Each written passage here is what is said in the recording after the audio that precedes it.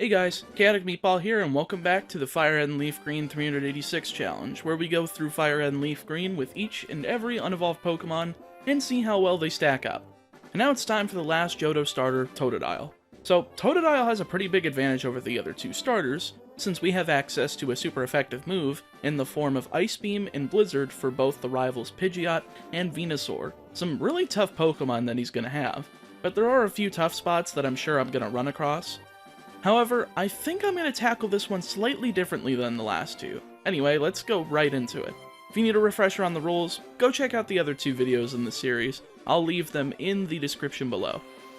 So, I mod the game to pick Totodile instead of Squirtle and Scratch for the KO on my rival. Surprisingly, it looks like that I have a decent attack IV this time, so that's always nice. Though that doesn't help my water type stab. However, I decided I needed to do some EV training at the beginning here. Totodile doesn't get Water Gun until level 13, so I needed to do a little bit of grinding in the first place, and I figured I'd grind on Mankey on Route 22, so I could boost my attack EVs and have more use for the likes of Scratch and Slash later on when I get it.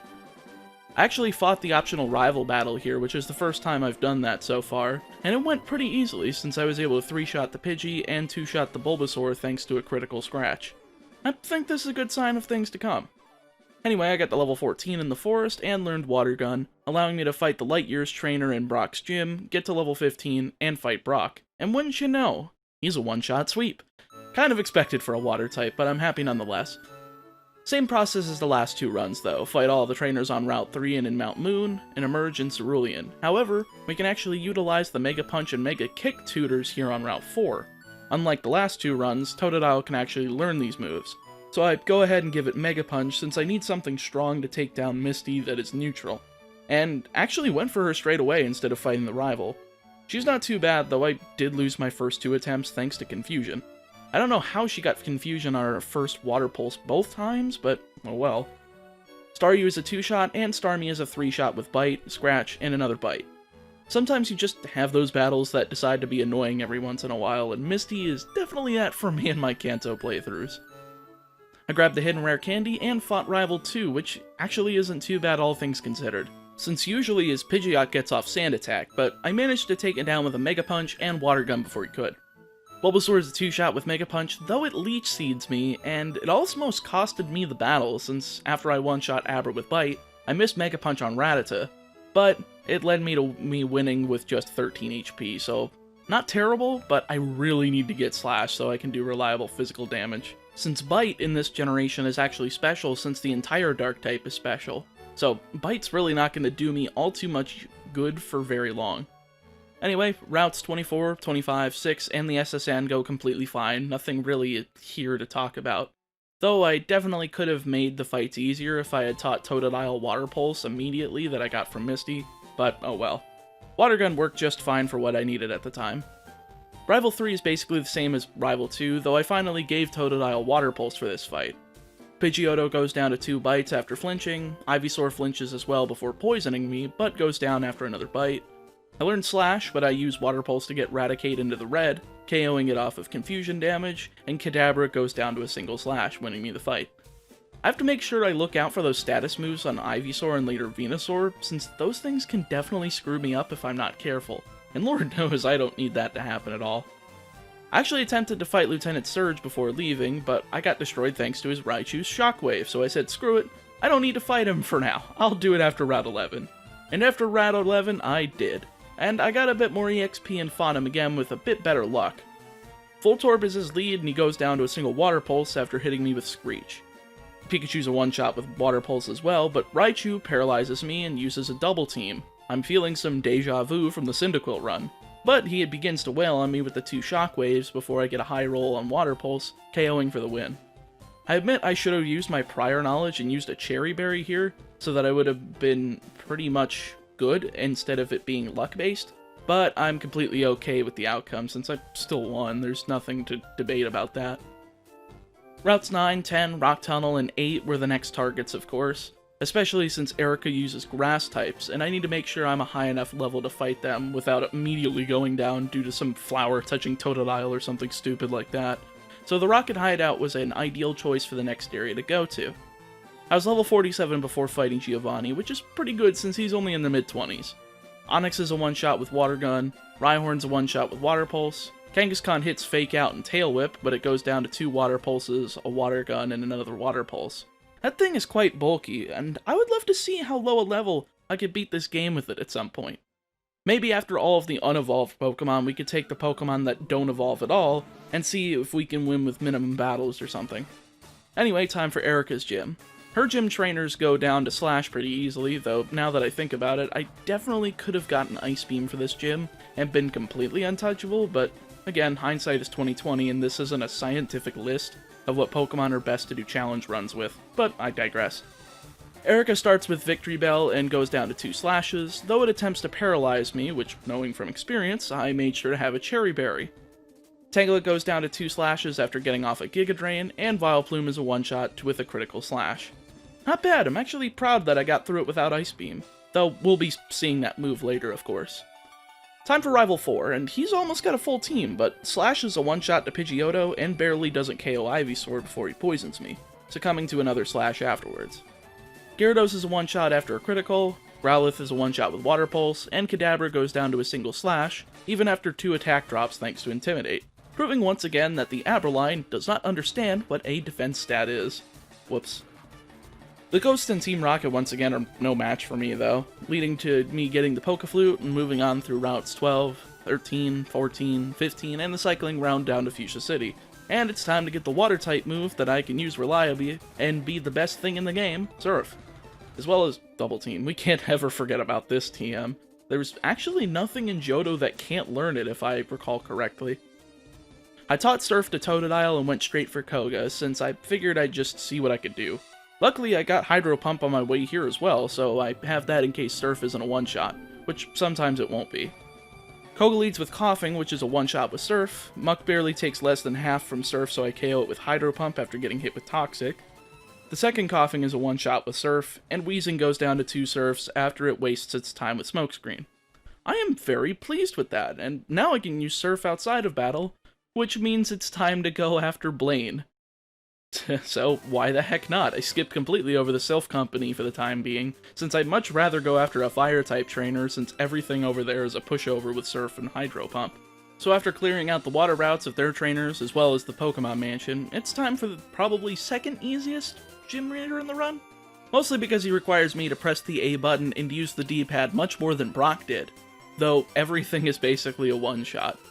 Although I thought that I was going to have to use Hydro Pump on Arcanine since level 47 seemed pretty bulky against a level 67 basic starter, but Surf still did the job, so I was completely okay with that fight. Bill tries to pull me to the Sevi Islands, and I said no this time, since I'll be doing all of that after the Elite Four and seeing if I can beat them without the few extra levels that the Sevi Islands normally provide. The Fighting Dojo is no match for my superior surfing ability, and neither is the massive amount of Team Rocket grunts that I destroyed in Sylph Company. I mean, seriously, why do you have to have this many people? It's not like there's any police in the Pokemon world, aside from Officer Jenny, but there's no officers in this game. I'm sure Giovanni and like 3 other guys could easily just walk up to the place and poison everyone, but again, I digress. Rival 5 is right before Giovanni, and instead of wussing out, I actually fought the guy as soon as I saw him. Again, I didn't grab Ice Beam like an idiot, but hey, that just makes the fight more interesting and a bit harder. Pidgeot is a one-shot with Surf, and Venusaur is a 2-shot with Slash, missing Sleep Powder before he goes down. Gyarados turns Slash into a 3-shot with Intimidate, but Bite puts in the work and KOs it after a flinch, so thank goodness. Growlithe is a one-shot with Surf, and Slash is barely not a one-shot on Alakazam thanks to 2 Intimidates, but again, Bite puts in the work for the KO and the win. I'm surprised just how much usage I'm getting out of Bite. Maybe it's a good investment since it isn't affected by Intimidate. Anyway, time for Giovanni. Luckily he's not too bad since I have some good super effective attacks this time around, one-shotting Nidorino, Nidoqueen, Kangaskhan, and Rhyhorn with a mix of Surf and Hydro Pump. Specifically for Kangaskhan, since there was no way I was taking that down with a single Surf. And to finish the triad of Saffron battles, it's time for Sabrina, whose gym is quite easy thanks to Bite and Slash. 2 great moves for taking care of the Psychic types of the first generation. Sabrina leads with Kadabra, going down to Slash. Visitor Mime does the same, as does Venomoth with Surf, finishing up the hat-trick with Slash on Alakazam. Awesome, just time to fly back to Viridian and we'll finish up from there. Before we fight Giovanni though, I'd like to thank today's sponsor, Intelligence. You see, my brain came up with this stupid idea that these challenge runs are basically what Red did in his spare time before he went up to Mount Silver, going through the entire region over and over again just to see what Pokemon are worthy of fitting his team, eventually coming to the conclusion of what he has in Heart Gold and Soul Silver. But hey, I'm crazy. Let's fight Giovanni again! He leads with Rhyhorn, which goes down to Bite after a critical, since I only had 3 PP of Surf left and I was too lazy to heal, so I figured I needed to use it on that rather than on something harder. Nidoqueen's a one-shot with Hydro Pump, Nidoking's a one-shot with Surf, and the second Rhyhorn's a Surf away from leaving me the Earth Badge. Alright, so I'm just gonna say, I'm recording this line specifically after pausing from that blitting me the Earth Badge, and I just gotta say, how did I botch the word winning that bad? Anyway, before I fought Rival 6, I finally took the plunge and went to grab Ice Beam, since I'm getting to the point where you can either KO quickly or die quickly. So, my first attempt without it didn't go so well. Even though I one-shot a Pidgeot with Hydro Pump, Bite and Slash barely did anything to Venusaur, though that was after a Feather Dance, so I could see why that was at least for Slash. He destroyed me after using Synthesis, though I lived on 11 HP. Surfed a Rhyhorn, but Gyarados stopped me in my tracks after hitting with Hydro Pump. Yeah, I need Ice Beam. Ice Beam luckily one-shots Pidgeot and two-shots Venusaur after wasting a turn with Growth, leaving the rest of his party. Rhyhorn again is a one-shot with Surf, Gyarados is a two-shot with Ice Beam, though the first was a critical, so it was likely a three-shot otherwise. Growlithe is a one-shot with Surf, and Alakazam was a two-shot with Return after the few Intimidates I received. I'm just used to the fact by now that I can't one-shot Alakazam on these runs, since all of the intimidation being thrown around is just gonna make it impossible. Oh well. Time for Victory Road, and after that, the League. And I went in at level 79, the lowest I've gone in so far, and somehow it actually worked. Though the first attempt with Lorelei resulted in a loss due to being frozen, the second attempt went rather well. Dugong was a two-shot with Return, wasting its turn with Safeguard. Cloyster's a bit of a wall, but it really doesn't touch me since I'm able to just hit it with a combination of Bite and Return to KO, though it does set up Hail, which isn't a big deal, but it does do some chip damage. Slowbro's out next, which is a great target for Bite, going down in two shots in combination with Hail. Next up is Jinx, which ate a Return, going down to one shot, leaving just Lapras. Return did barely under half as the second one put her into Citrus Berry healing territory, allowing me to finish her with another one since she didn't use a full restore. Awesome, Bruno's next. He's not that hard either, and of course, I'll just say again, Bruno is never hard. As Onyx goes down to Surf, Hitmonchan is a two-shot with Surf, missing Rock Tomb. Hitmonlee's a two-shot with Surf, hitting Brick Break. Machamp is barely not a two-shot with Surf, hitting Bulk Up and a Cross Chop, throwing me into Torrent range, which luckily made it an easy two-shot, leading to the last Onyx to die immediately to another Surf. I forgot how these abilities actually worked, so I'm glad it came into play here. Next up is Agatha, and she's relatively easy but still fun. Two-shot to her first Gengar as she used Double Team. Golbat outsped and used Air Cutter, allowing me to hit Ice Beam and barely not KO, which led to a few shenanigans, but I managed to get Bite and Ice Beam off for another KO. Arbok is an easy nut to crack with two Surfs. Her second Gengar misses Hypnosis for the first time as I nail Bite, but the second one hits as she uses Nightmare of all things, though I'm lucky enough to wake up and KO her with another critical Bite. Last up is Haunter, which somehow puts me to sleep and uses Dream Eater, but I wake up with 18 HP, finishing with a critical Bite. That was probably the most fun battle so far in the challenge, which isn't surprising. I've noticed Agatha is usually one of those challenging battles in the run, and her fights are usually pretty fun because of it. Anyway, Lance time. Gyarados isn't too much of a threat thanks to Return two-shotting after a crit, leading to Dragonair. Both of his Dragonairs go down to Ice Beam, even if he tried to prolong the life of the second one, it just went down to 3 returns. Next up is Dragonite, which barely survives an Ice Beam, nailing a massive Outrage and going down to a second Ice Beam. Unfortunately, though, Outrage did too much damage and Aerodactyl just KO'd with Wing Attack.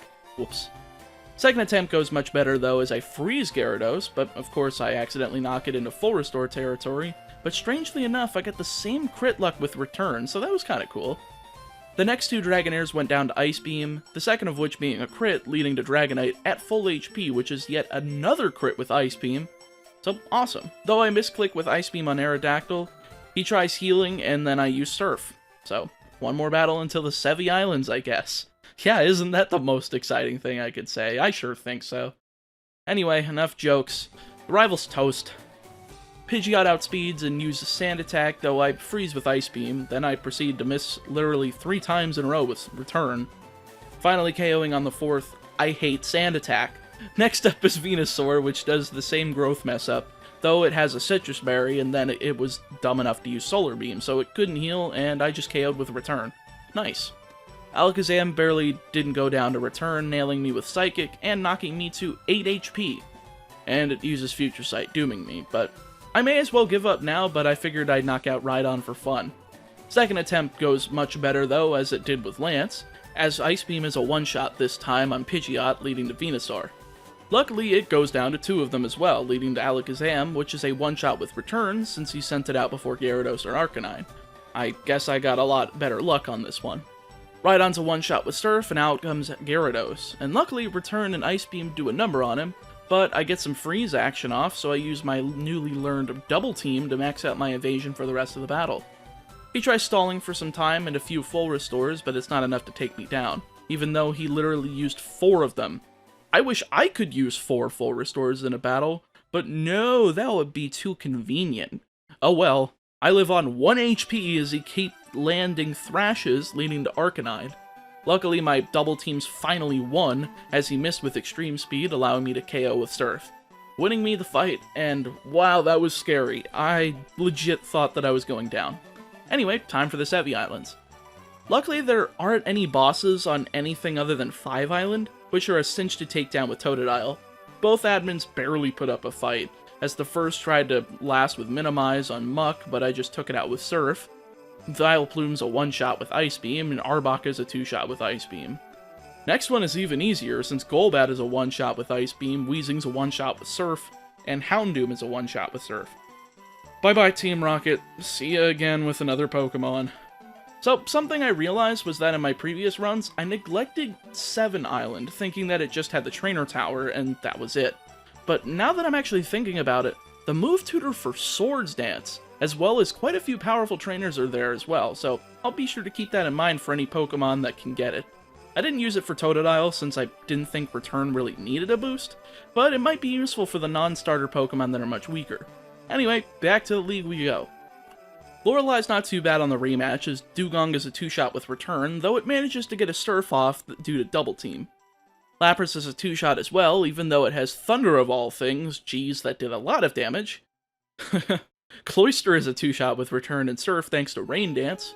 Piloswine's a 1-shot with Surf, and Jinx is a 1-shot to Surf as well. Glad she set up Rain Dance, that probably helped out a bit with both Cloyster and Jinx.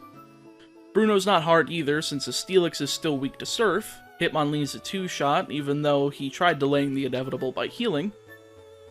And, oh, Hitmonchan has counter. I guess I need to use Surf there. Whoops. Again, not too often that Bruno proves to me that he is competent. Trying again, I use Surf on the Hitmonchan rather than Return, and it works wonders since I don't go down to 1 shot. Instead, he tries to stall with healing, but I 2-shot after a full restore.